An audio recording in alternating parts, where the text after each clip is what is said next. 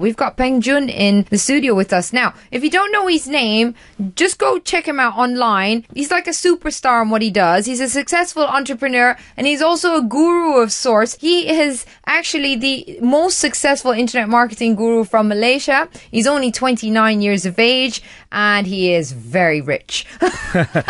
Peng Jun, tell us a bit about how you started. Yes, how did you go from, in a nutshell, like just a summary, from being in debt apparently to where you are today? Well, it all started when, I've been brought up in a very conservative, traditional Asian upbringing, always told to study hard, get a stable job, save more money, spend less money. And I did that pretty much my whole life.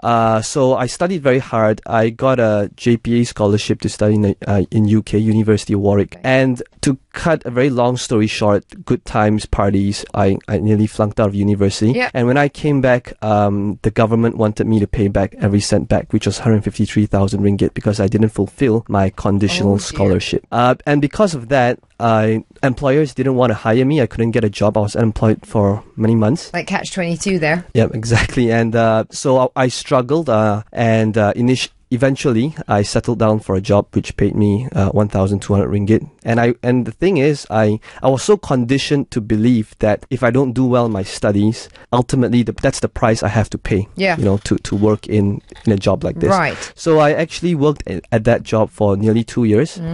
And there was this one time when I was in the shower, and in this really long shower, and I was it's a family show, Pang Jun. Right. Okay. So right. Yeah. I'm joking. Go for it. I was just in really, really deep thought, thinking, how did I manage to screw up this badly in life? Right. And I went online. I went on Google and I typed in the words how to make money online. Interesting. That was pretty much how my journey started. It was from desperation. Desperation and a lot of time. Well, so that's the thing.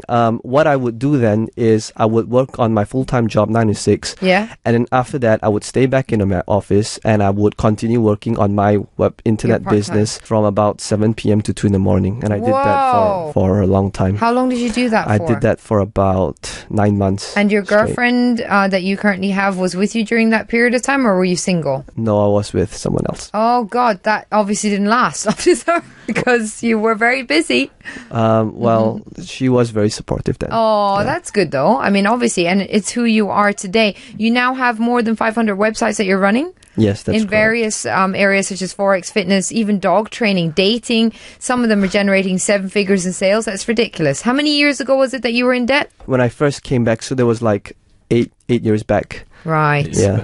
Peng Jun, tell us about your first product, because the thing is, a lot of people don't know what to do if they wanted to start doing something. You know what I mean? And it's really about what you love, isn't it? Exactly. So my first product was based on this computer game called World of Warcraft. Yes. And that was because I spent hours in university playing this game. Warcraft. So it started from my passion, and ultimately I believe that for anyone who wants to start doing this, their first product should be something that they're just is their passion, or they have knowledge on. Yes, their knowledge on is their strength. I mean, what is it that they're passionate about? What excites them in life? I read in a write-up that you were in that basically when you promoted the World of Warcraft book, the first one, right? You didn't do any marketing in the beginning. Right. But now you're like a marketing guru. So can you tell us a bit about this whole journey of understanding marketing? Right. Okay. So in terms of marketing, I think the first thing to really understand, to create a product that sells itself in the online world, in terms of digital products, the product has got to add value to other people. Okay. All the products that has done very well, they were all solutions to a problem. Now, the problem doesn't need to be a huge problem, life and death. It could be an inconvenience. It could be teaching people how to do something more effectively, more efficiently. Like for example, one of my best-selling products of all time is this product called Farmville Secrets. Now, it was just based on this game called Farmville, right? Which everybody was pretty much hooked on in 2009. Yeah. And what Farmville Secrets it arose because one day a friend told me that she just spent about $250 on this computer game. Yeah.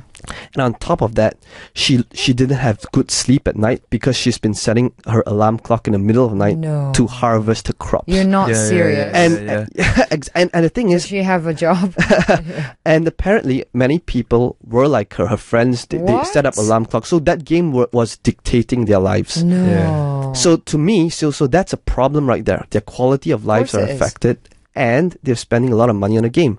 Yeah. So that's where a strategy guide makes perfect sense, because it's a solution to a problem. Wow. And I mean, Google just by itself is a solution to a problem. We didn't want to be carrying around Encyclopedia Britannicas anymore. Exactly. I mean, from back then to today, how does it feel not to have any debt? And what would you empower people with out there to, fight for their financial freedom?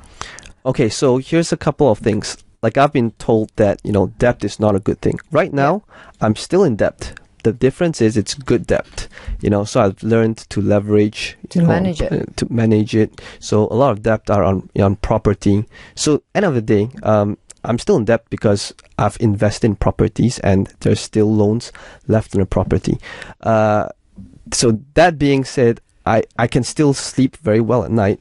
The difference is that now I know that I don't have to worry about that anymore. So yes, there is a difference there. And what's the question again? What would you say to people out there, who are in bad debt and they want to change their mindset? I mean, what would be your advice? Well, what I would say is to really understand your why. At the end of the day, wealth is 80% mindset and 20% mechanics.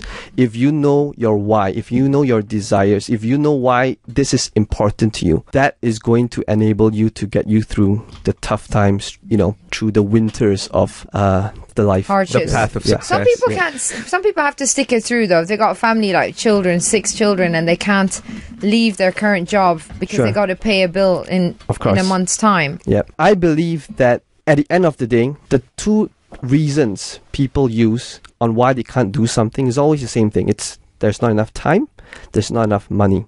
But let's face it, there are many people that didn't have time, that didn't have money, and against all odds managed to get it. So what was different? At the end of the day, it's not a lack of resource, because that's what time and money is. It's a resource. Yes. But rather resourcefulness. True, but resourcefulness combined with another R, because without the other R, you're not going to be able to do it, which is risk.